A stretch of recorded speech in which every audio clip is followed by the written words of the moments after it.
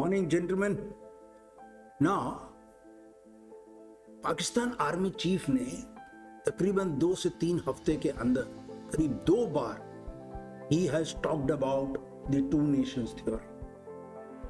On April 16th, while addressing the overseas Pakistanis in Islamabad, उन्होंने तब कहा, he upheld the two nation theory and praised the yesteryear's visionary leaders उनके, और next time second time उन्होंने Pakistan military academy में cadets को address करते वक्त बोला, and he said that the Hindus and Muslims are two different nations, they are different in all aspects. Religion तो है ही है, ट्रेडिशंस, कस्टम्स, इवन एस्पिरेशंस. अब these words are spoken 77-80 years ago. जब भारत का हिंदुस्तान का पार्टीशन हुआ था उस वक्त ये बात कही जाती थी. तो अब क्यों इतने सालों के बाद why is he raising the same old issue? और कभी भी किसी आर्मी चीफ ने जब पाकिस्तान बन गया तो इसका औचित्य ही नहीं बनता कि अब कोई बात करे उसकी. तो इन्होंने अब क्यों उठाया, वो भी 2 बार. No that too knowing fully well कि जब millions of people on both sides of the border, millions of people suffered because of this damn thing, कि Hindus and Muslims are two different nations. और उसने वो animosity create की कि millions of people lost their lives and millions of people lost their homes. अब अगर किसी को धर्म के आधार पर ही चीजें देखनी हो कि कितने लोग किस धर्म के मरे थे, तो millions of Muslims also died and millions of Hindus and Sikhs also died. And millions of Muslims and millions of Hindus and Sikhs lost their homes. उसके बावजूद भी, इतना कुछ हो जाने के बाद भी, he is talking about the same issue after 77-80 years. So there has to be a motive behind it. वो बगैर मोटिव के तो बोल नहीं सकते. तो let's understand कि इसके पीछे उनका मोटिव क्या था.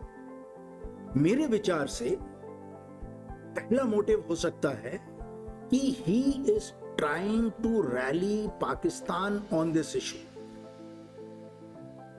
अब everyone knows कि पाकिस्तान में जो है इकोनॉमिक हालात जर्जर हैं, पॉलिटिकल इनफाइटिंग है, इंसर्जेंसी है, महंगाई है.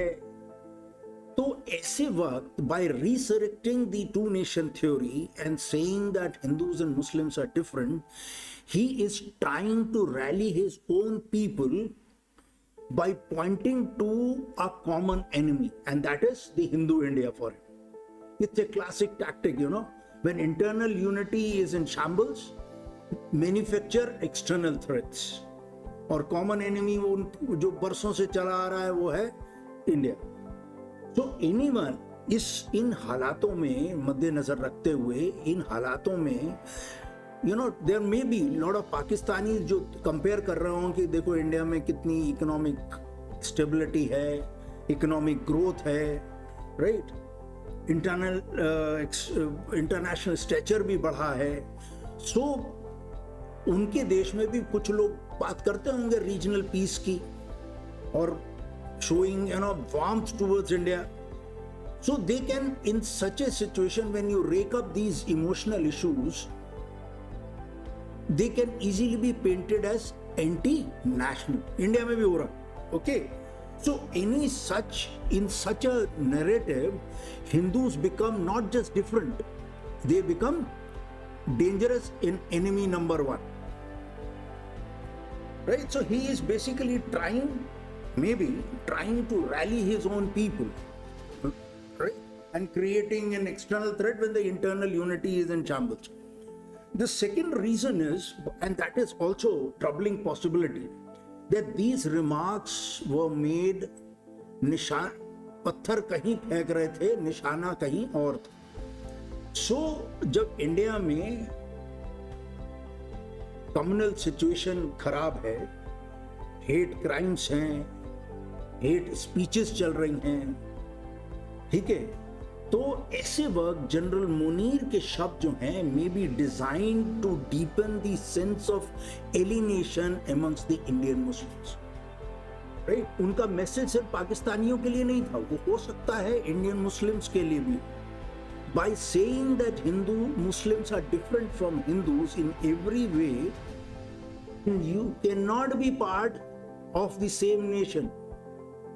What he is trying to do is he is trying to plant a seed of doubt in the minds of Indian Muslims, undermine their faith in India's secular democracy and pushing them towards mental separation. वो ज़्यादा dangerous होता है.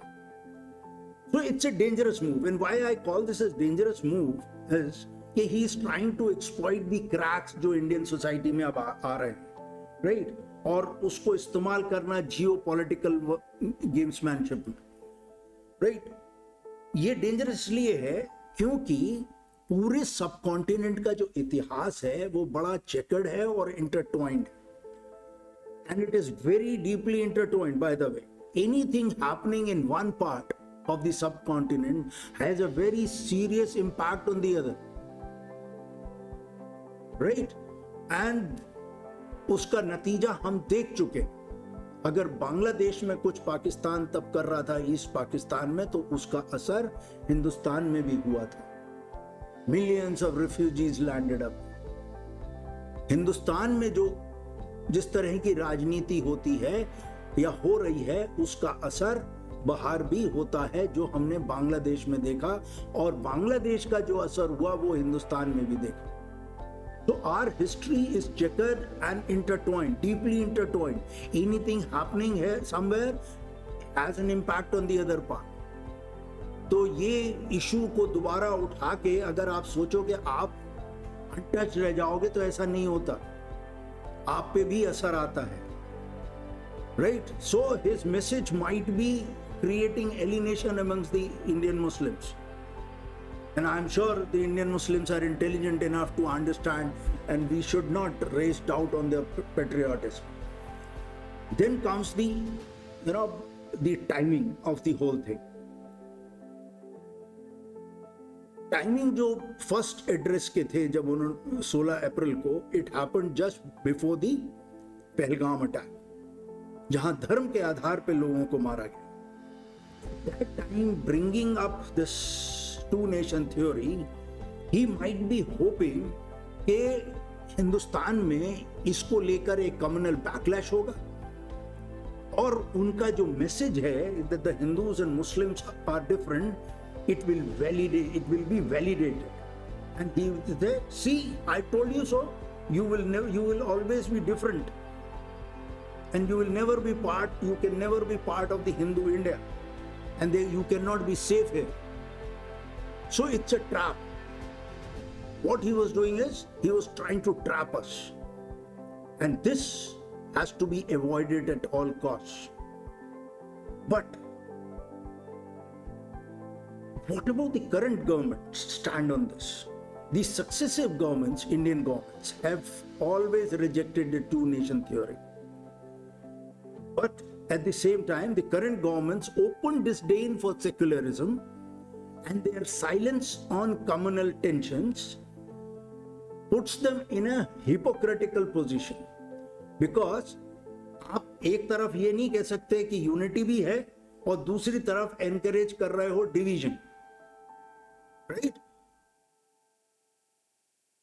Today, we have to give a clear-cut message to Pakistan that we are one. Come what may, we will not get divided. The two-nation theory was used in 1947.